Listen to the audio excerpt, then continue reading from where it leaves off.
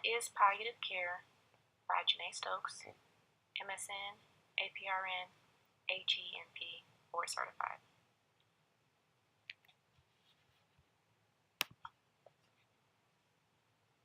The objectives for this topic are to define palliative care, identify the purpose and implementation of palliative care, define physical, emotional, and spiritual distress, provide nursing interventions and communication techniques for the palliative patient, increase nursing comfort level in identifying palliative patients and advocating for palliative referral, and evaluating nursing knowledge before and after intervention. Again, I'd like to start with a story from jerrypowell.com about the benefits of palliative care when it is given. In the article, Pain as a Cause of Agitated Delirium, geriatrician and palliative medicine pioneer Dr. Diane Meyer tells the story of a hospitalized 85-year-old woman in agony. After a catastrophic episode of urosepsis, she developed one problem after another, including multiple pressure ulcers. Her son answered yes when asked if he wanted the providers to do everything. Unfortunately, I'm sure most nurses have cared for patients and families like this. When her nurses tried to do the twice-daily dressing changes, she would scream and moan in pain, trying to strike the nurses as they did the changes. Her attending did not order pre-procedure opiates out of fear that they would worsen her delirium. This is an unfortunately common error made by compassionate and well-meaning providers. Delirium is not a justification for withholding medicines for pain. Untreated pain is actually a common cause of delirium. After 63 days in the hospital, the nurse manager insisted on a palliative care consult. The palliative care team spent extensive time clarifying goals of care and initiated low-dose morphine to manage the patient's pain. Within a day, her mental status improved to the point where she recognized and interacted with family. Within 2 days, she was discharged back to her nursing home, where her family reported she was more comfortable and interactive than in months. After her death, the family wrote the hospital CEO to thank palliative care team for bringing comfort to her last months of life. Before I define palliative care and its purpose, let's discuss some historical points needed to understand the current direction of healthcare. In the early 1900s, most people died of infectious diseases and had a life expectancy of about 50 years. At this time, medicine was largely centered on comfort care only. With the advancement of medicine, the focus of treatment has become targeted on curing the patient.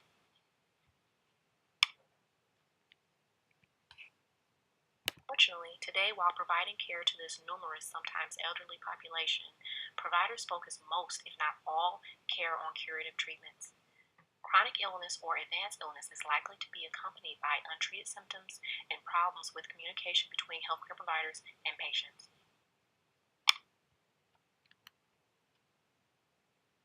In relation to other specialties in medicine, hospice and palliative care are relatively new forms of care. The first hospice programs were started in the late 1960s by Dame Cicely in London. Hospice programs were not started in the U.S. until 1974.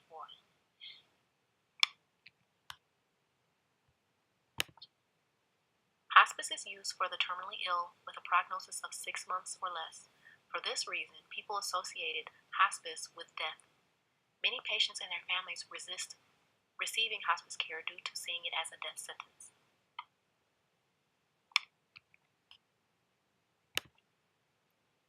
The first hospital-based palliative care began in the 1980s. Currently, over 52% of the hospitals with 50 beds or more nationwide offer palliative services. Both palliative care and hospice were developed to provide comfort to seriously ill patients. This is likely the reason for the confusion between the two.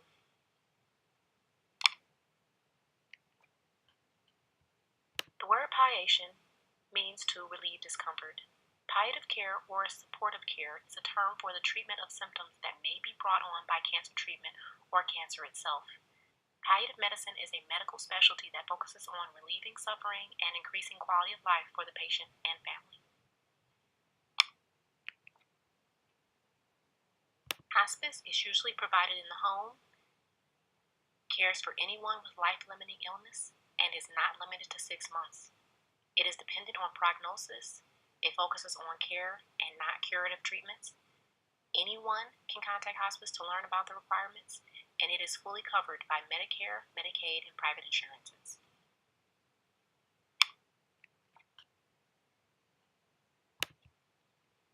Hospice supports the patient and family through the dying process and bereavement. Many times, palliative care is provided by hospice teams. This can provide a seamless process as the patient proceeds from palliative care to hospice care. There are many similarities between hospice and palliative care. Both seek to improve the quality of life for patients and families. Both involve symptom management. Both involve patients' specific psychosocial support, and both include interdisciplinary teams.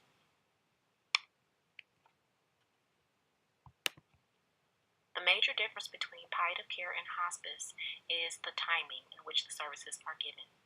Palliative care can meet the needs of the patient who are not eligible for hospice benefits. It can also be given to patients who want to pursue aggressive treatments. It is not dependent on prognosis.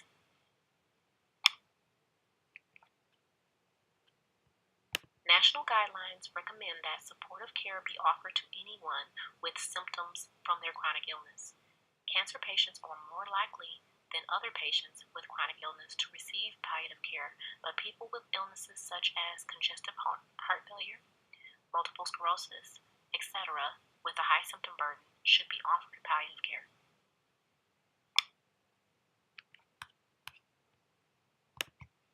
Supportive care services are fully reimbursable during any point in the disease trajectory.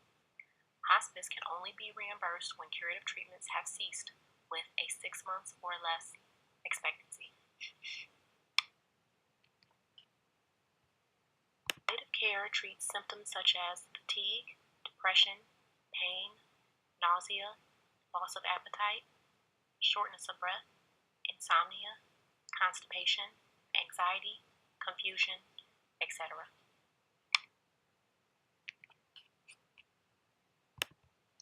Unfortunately, there are many barriers to the consistent implementation of palliative care. Some of these barriers include providers having little or no knowledge about palliative services and what they provide, fear of the provider to speak with the patient and family about negative outcomes of the patient's illness, death-defying providers who believe that they alone can save the patient, patients' beliefs that treatment and comfort care cannot be given simultaneously, and the absence of palliative services or the decreased funding available as compared to other forms of care.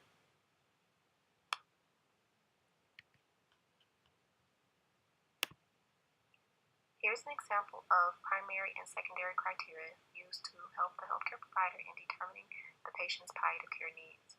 Primary criteria include the provider asking themselves the surprise question: would you be surprised if this patient died within the next year? Other primary criteria include difficult to control physical or psychological symptoms, ICU length of stay greater than 7 days, a lack of clarity in goals of care and documentation, and disagreement or uncertainty among patient, staff, and or family concerning major medical treatment, resuscitation preferences, and use of non-oral feeding of the patient. Secondary criteria include patient awaiting or deemed ineligible for solid organ transplant, patient family emotional, spiritual, or relational distress, patient family request for palliative or hospice services, or patient is considered a candidate for feeding tube, tracheostomy, renal replacement therapy, LVAD, LTAC, or bone marrow transplant. This assessment can be completed each hospital day.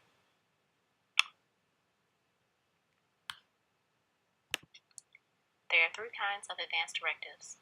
Advance directives allow the patient to state his or her wishes if there comes a time when they are unable to communicate those wishes.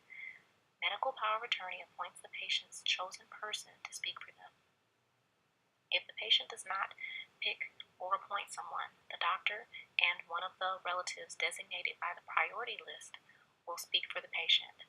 The living will is the patient's statement of preference.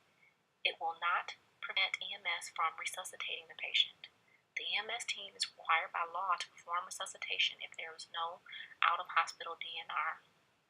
A out-of-hospital DNR is a medical order written and signed by the physician.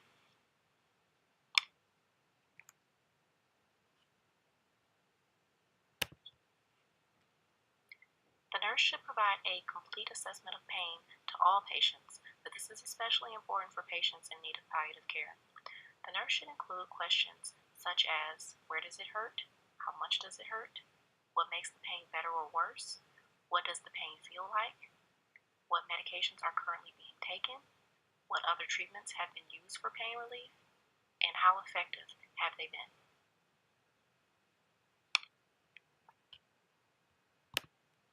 Physical pain syndrome includes 4 types of pain: somatic, visceral, neuropathic, and somatization. Somatic pain of bone or soft tissue may be localized, gnawing, dull, boring, or aching in quality, and usually worse with movement. Pressure to the area can usually solicit this type of pain. Visceral pain or organ pain is likely to be deep, aching, squeezing, or cramping that is poorly localized or diffuse. This type of pain may also be referred to the sacral or perineal area. Neuropathic pain or nerve pain can be divided into 2 types: dysesthetic pain and neurologic pain. Dysesthetic pain is a constant burning that may radiate. Neurologic pain is described as sudden piercing or stabbing pain that can be sharp or shooting.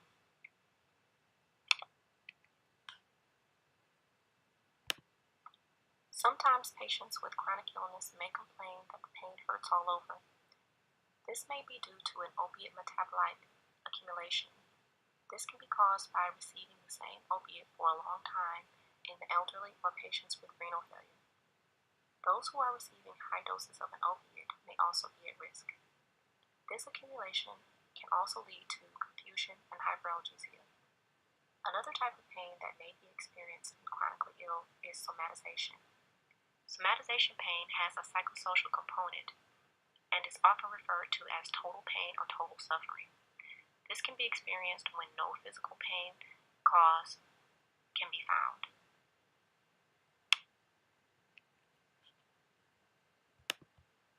Preferred opiates used in palliative care include morphine, Dilaudid, fentanyl, oxymorphone, oxycodone, and methadone.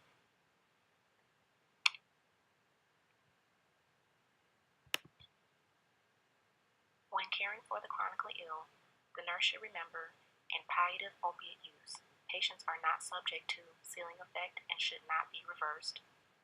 They are also not at risk for addiction when given to relieve physical pain, and Demerol should not be used to treat chronic pain.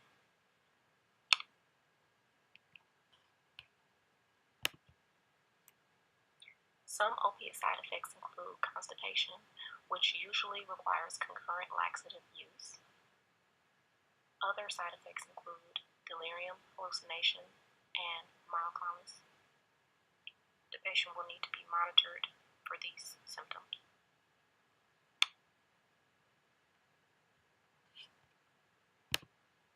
The nurse may use expressive therapy in conjunction with pain medication to help relieve the patient's perception of his or her pain. When a patient is feeling anxious, it can lower the threshold of pain the patient experiences. You may support the patient by listening and using open-ended questions and allowing them to express their feelings, which may include fear. Ask the patient what has helped in the past.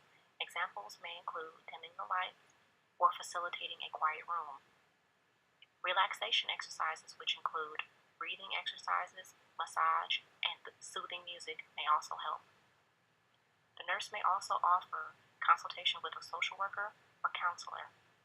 Pharmacologic intervention with a low-dose benzodiazepine may also be helpful, but be mindful that this may increase the advanced cancer patient's risk for delirium.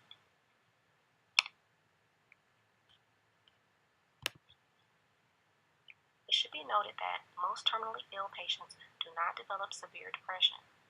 Sadness and depressed mood are normal responses to the patient's diagnosis and are not equivalent to the clinical diagnosis of major depression. Advanced cancer and clinical symptoms of depression have similar symptoms such as weight loss, For this reason, we should rely on the psychological symptoms such as hopelessness, feelings of worthlessness, anhedonia, or the inability to experience pleasure in normal activities, and severe preoccupation with dying and suicidal thoughts.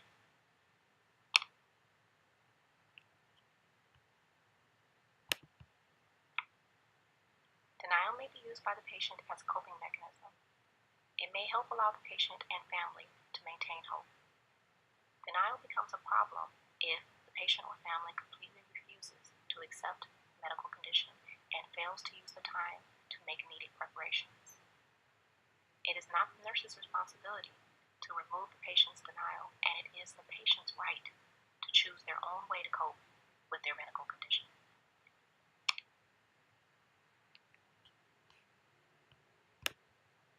In cases of poor prognosis, the nurse can facilitate communication while preserving hope by using phrases such as, "what if?" This approach can be used by asking the patient what he or she would do if the cancer was not curable. Another phrase, such as the "just in case" approach, would involve making plans just in case anything were to happen. A normalizing approach would entail soliciting the patient's involvement in funeral plans and wills, because all patients should have their wants known.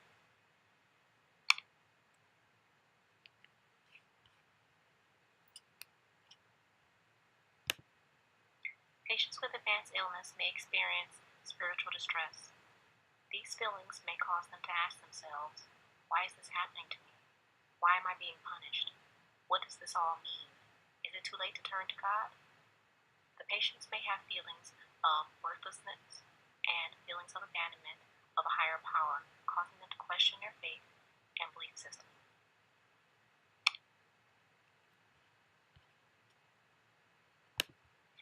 While in spiritual distress, the nurse may find it difficult to find the right words to say to the patient, but the nurse may be helping the patient with his or her presence.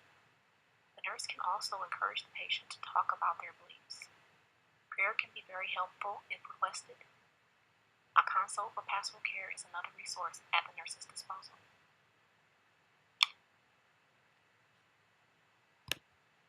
It is very important to continue to promote hope as it increases the quality of life of the patient. The nurse can use humor, be positive, affirm the patient's worth, be honest and clear with information, provide symptom control, and encourage time refocusing of the here and now rather than the future.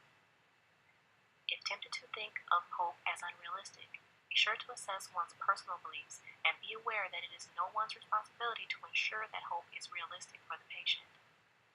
Many patients will come to terms with their medical condition in their own time. A patient may hope for a cure while continuing to make their final preparations.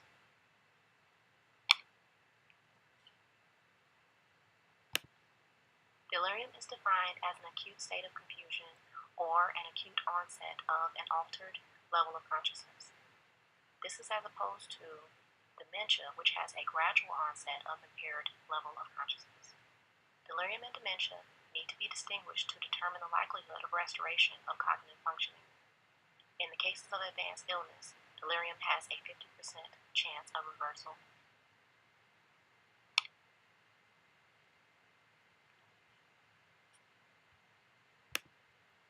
Patients at increased risk of delirium are those with advanced cancer, patients who are elderly or taking medications such as opiates, benzodiazepine, antidepressants, NSAIDs, steroids, ACE inhibitors, and digoxin.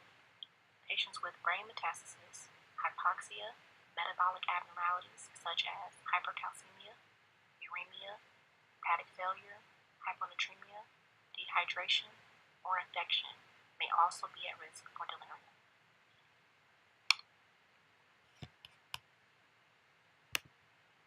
To treat delirium, it may be helpful to stop possible medications such as benzodiazepine, control agitation with medications such as Haldol or other antipsychotic medications. For refractory terminal delirium, consider Versed. It may also be helpful to counsel the family about the difference between agitation versus pain and suffering.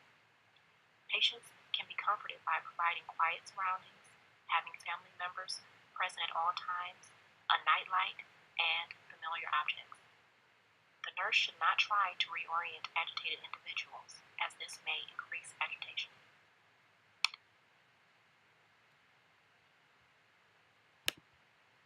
80% of terminal patients will experience confusion in the last weeks of life. Agitated delirium is very distressing to families. Families need to be educated that delirium is indicative of brain malfunction and not pain. Excessive opiates can worsen the agitation.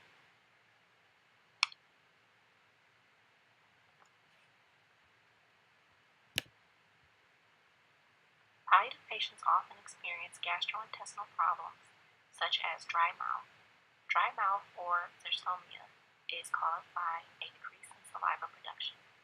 This can be caused by medications, radiation, infection, dehydration, mouth breathing, and oxygen administration.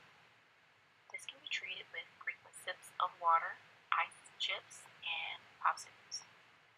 Patients should be educated to avoid tobacco, alcohol, spicy food, citrus juice, and extreme temperatures in food. It should also be noted that petroleum jelly products like the lemon mouth swabs should be avoided because they contain alcohol and can be more dehydrating. Patients with hyposalivary gland function will need to maintain good dental hygiene and use a prescription strength topical fluoride daily. For decreased oral intake, patients unable to maintain central line or parental nutrition, a subcutaneous infusion and or hypodermolysis may be used. These methods have been used in palliative hospice patients and have been found to be very safe.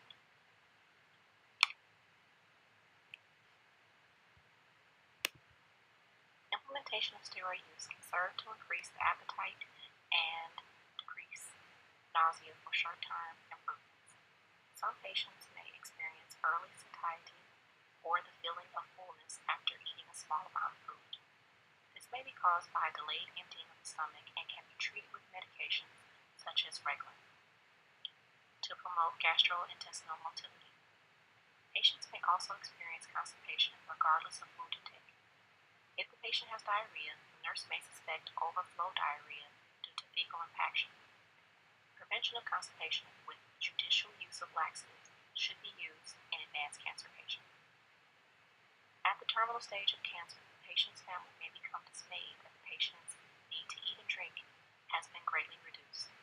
The nurse may need to educate the family that increased intake will not increase survival and could cause discomfort if it is forced on the patient.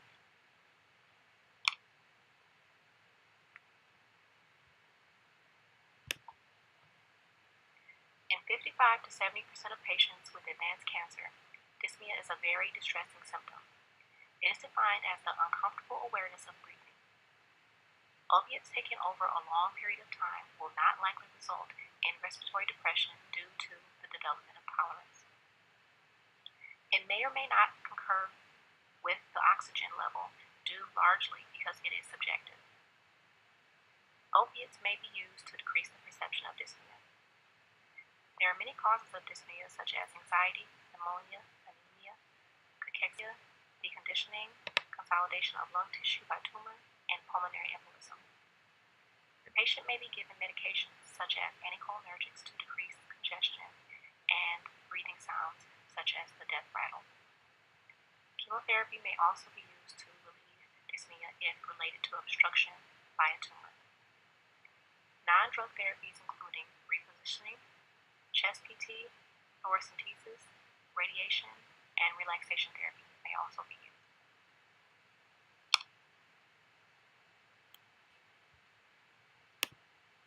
Physiologic signs of imminent death include reduced dark urine output, changes in pattern of breathing such as Shane Stokes or sounds of congestion, sometimes called the death rattle. Other symptoms include coldness and discoloration of the skin, a weakening pulse, anxiety, confusion, restlessness, possible hallucinations, and sclera color becoming dull. In addition to this, there will be changing levels of consciousness with gradual decline with decreased awareness. It is at this time that adequate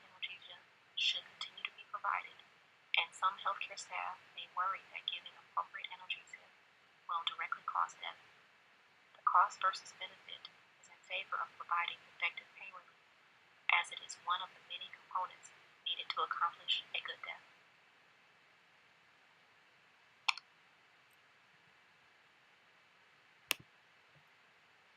The last days are a period of time that may be less than 24 hours or as long as 2 weeks. The patient will lose interest in eating and become bedbound. They will have cognitive changes such as confusion or delirium with increased periods of sleep. These periods of sleep will increase, creating shorter and shorter periods of wakefulness, possible fever, and changes in respiratory patterns with mottled skin. Coma and death will soon follow. During this time, encourage family to continue to talk to the patient. A good death is a varied experience for each patient and family. Alleviating suffering, open discussion, and the acceptance of death with the completion of the person's final business are some components of a good death.